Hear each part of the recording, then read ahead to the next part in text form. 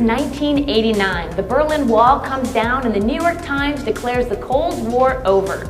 China imposes martial law as pro-democracy demonstrators occupy Tiananmen Square in Beijing, and Milli Vanilli wins the 1989 Grammy Award for Best New Artist. The award is later revoked when it's discovered that their entire album was lip-synced. Of course, Microsoft was in the media spotlight too. In 1989, The Today Show taped an episode in Seattle featuring the company and Bill Gates. It was also a year of massive expansion for Microsoft, as it opened a sales office in Hong Kong and subsidiaries in Brazil, Israel, Belgium, Taiwan, and Puerto Rico. And the expansions weren't just geographic. On January 20th, the Microsoft Roadshow opened in Seattle, Washington, the first of 10 stops around the country. Dealers and corporate executives had a chance to try 9 different applications, get a peek at 3 unreleased products, and attend specialty seminars on Excel and Word.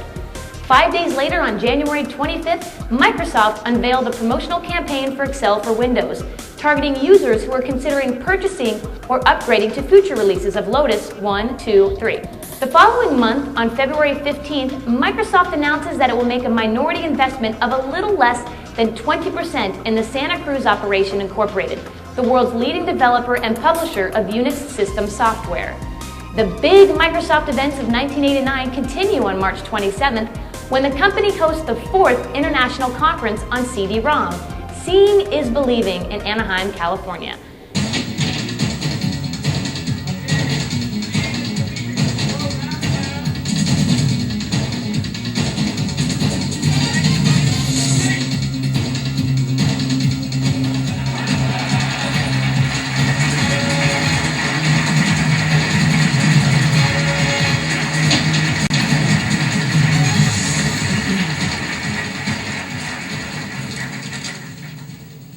Is we believe that it's possible to create a platform for CD software, a platform where there'll be an installed base of over 1 million machines.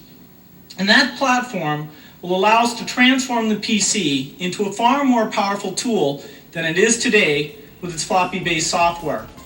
Later that spring, on May 3rd, Microsoft and Ashton Tate announced the shipment of the Microsoft SQL Server 1.0, a powerful relational database server for PC-based local area networks. On the same day as the SQL announcement, Steve Ballmer is promoted to Senior Vice President. Ballmer had been Vice President of System Software since 1984, but he now reports directly to John Shirley, President. Microsoft begins the summer by forming the Multimedia Division on June 5, 1989.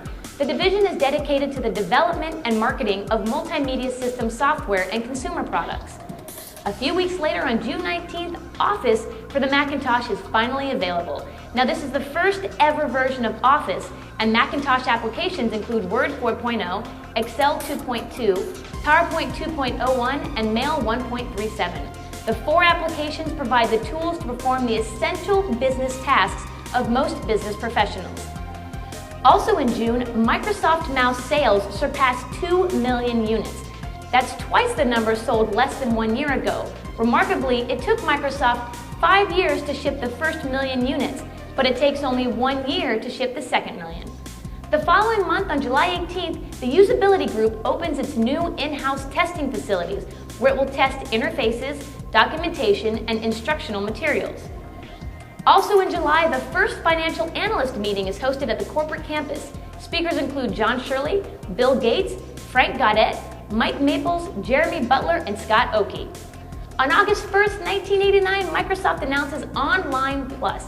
It's a comprehensive software support service that gives corporations priority access to senior technical support staff. Now, the service includes unlimited telephone access through a private phone number and electronic access to high-level support personnel and an extensive database of product information.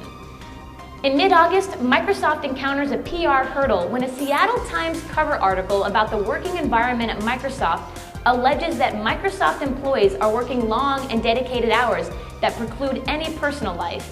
In response to the article, proud Microsoft employees make Microsoft velvet sweatshop logo sweatshirts and wear them on August 18th.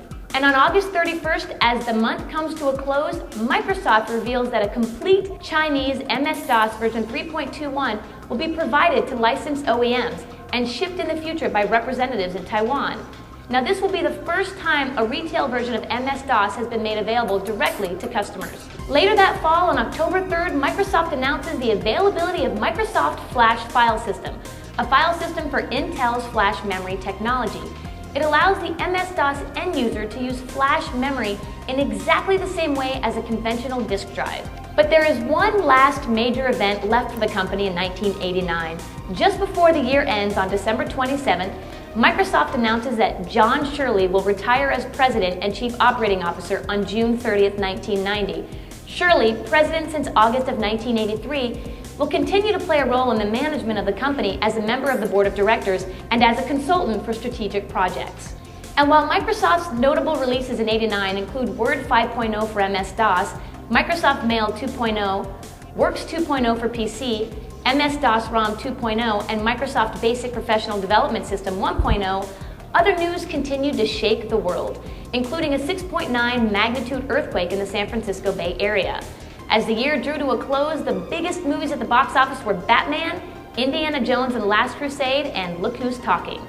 But Microsoft was also doing blockbuster business, and by year-end, the company's sales totaled over $804 million, while the employee headcount swelled to over 4,000 people. Still, those sales figures would pale in comparison to the upcoming year when Microsoft would finally cross the $1 billion annual sales mark.